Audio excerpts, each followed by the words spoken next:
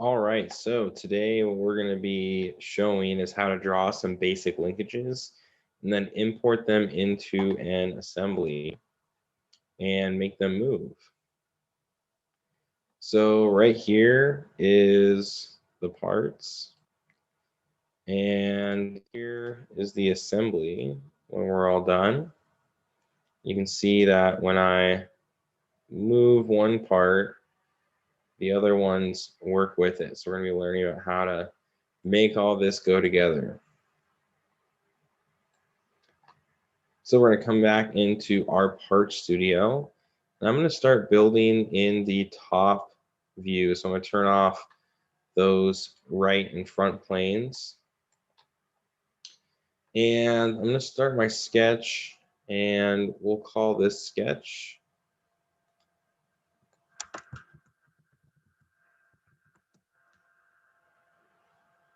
Call it the linkage. And we're just going to start out by drawing a few different lines.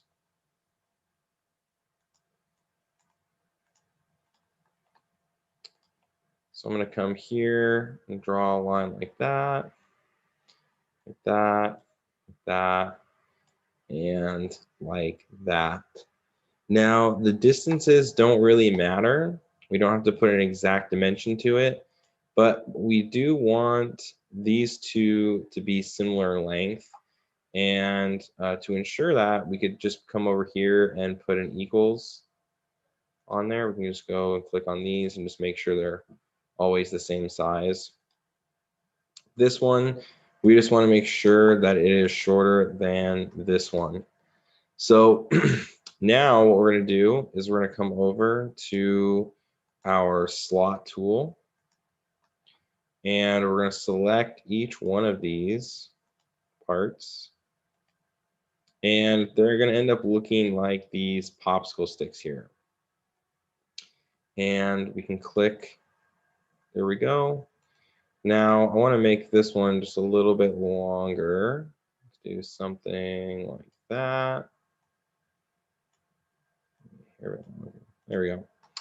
And now I can just come here and extrude all of these. So I can, I'm actually gonna draw one more circle though while we're here.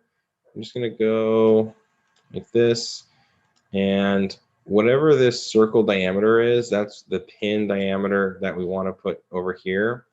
So we're gonna set this to be 0.25 inches.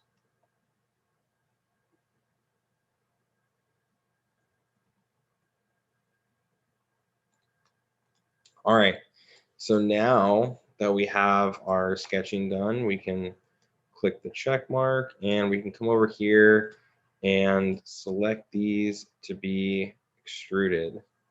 Now we don't want them to be 1 inch, that's kind of thick. We want these to be about 0.25. And maybe we'll even go a little bit thinner, 0.125. There we go, that looks good. And we can click check. Now you can see that we've got 4 of these popsicle looking parts, popsicle sticks is. Now I'm going to turn this back on, and I'm going to extrude this circle as another part. And we'll leave it to be 1 inch, that's okay. So now we've got our parts almost made. Now we have to add the holes. Now you'll notice that when I have that sketch on, I've got these points here that I can use for hole locations. So we have to go on the bottom. And when we go on the bottom, that's going to give us access to these sketch points. I'm going to come over here and I'm going to select hole. And under hole, we're going to do simple. We're going to do through. And we're going to do a clearance hole for a 1/4 inch hole. And that clearance hole is 0.28, but I'm going to change this. We're going to make this custom. We're going to go 0.26. And just to make that a little bit tighter. And now we can come here and select where we want our holes, and we're just going to click on all those points.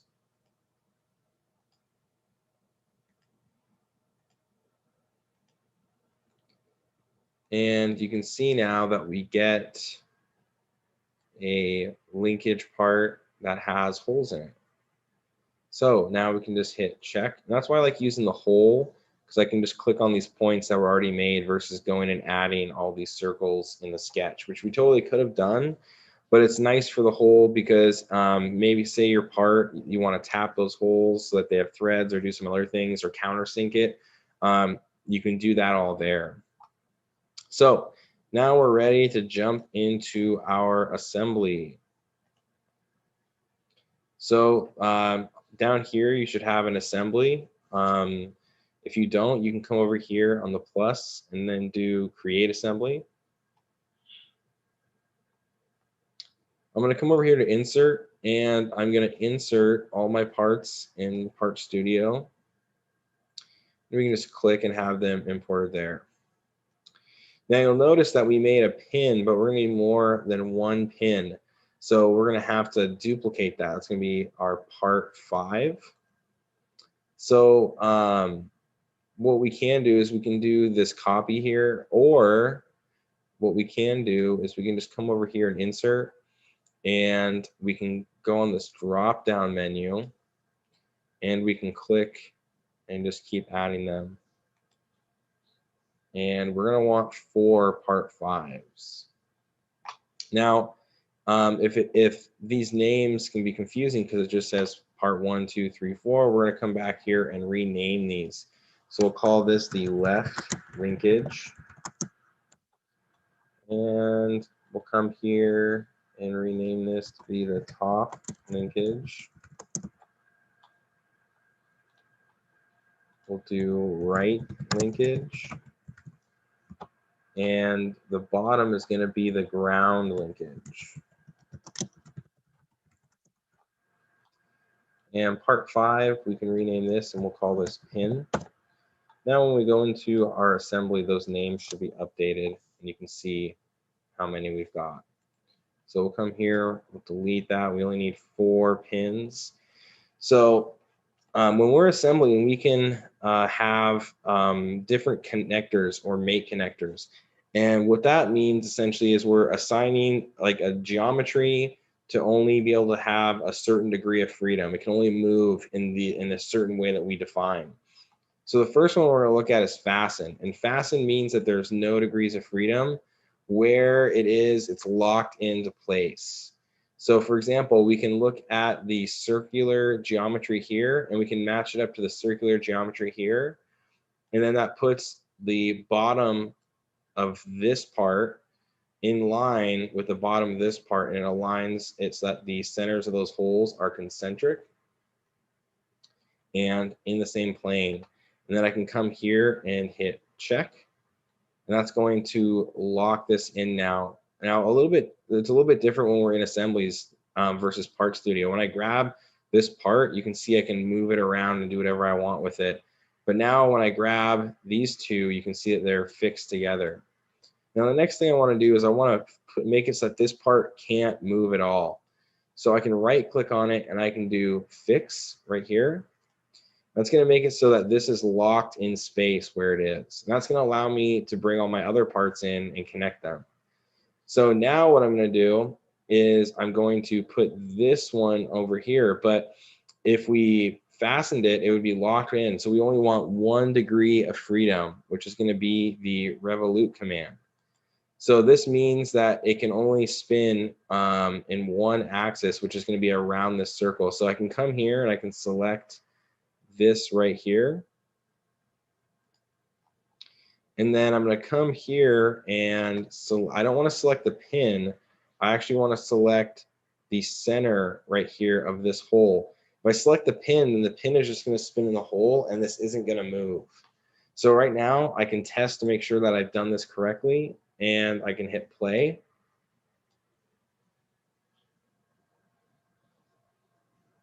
Oh, shoot, I selected fasten. So we'll redo that. I need to do revolute from there to there. There we go.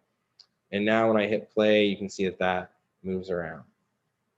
Now, what if we didn't want it to move around that much? Well, we can come over here into limits and we could set a limit. So we could set 0 and we could set 180. And now when we hit play, this is only going to move 180 degrees. We could even change this to 90. So now it only has between 90 and 180 degrees. But for now, we're going to leave it as none. So we'll go over 360.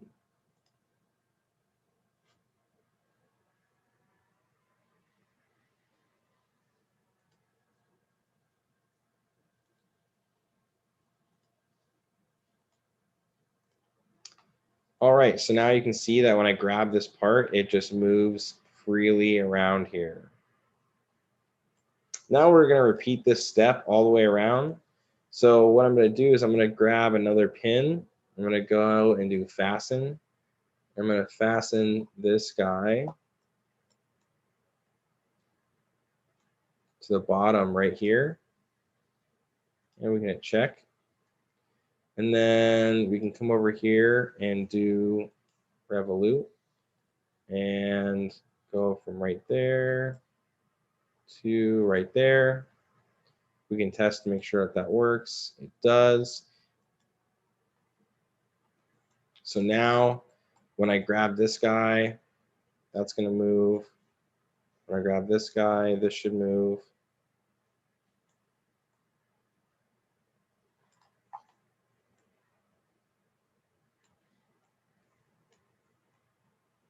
Okay. So now we're going to grab this piece right here. And we're going to put a fasten. We're going to grab that pin and put it right there. And then we're going to grab our last pin and put it right there. So now we can come and do our revolute. We can do from there to here. Make sure that that works. And it does, cool. And we're gonna come again here to revolute. Do there to there. Oops, I guess I selected the bottom of the pin. I don't want that. I want that to be there. Now notice that this moves these, but it will solve it once we put it back in and we hit this green check mark. So don't be alarmed if when you're in that function, if it looks odd. So now you can see that these pieces move.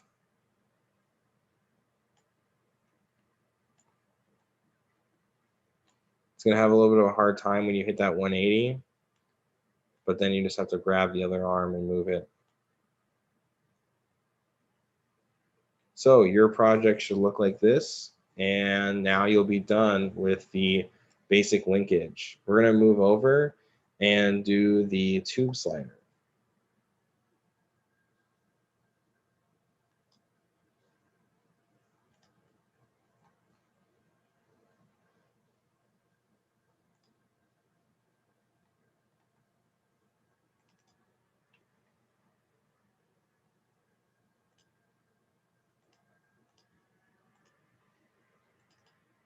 So the tube slider here is very easy. We want something that can move up and down, and it's just going to work so that these two objects are concentric, and the only degree of freedom is it can move up and down linearly.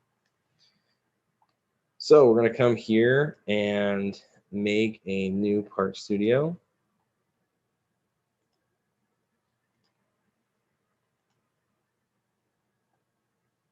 And we'll just do this in the top view. Let's turn off the right and front view.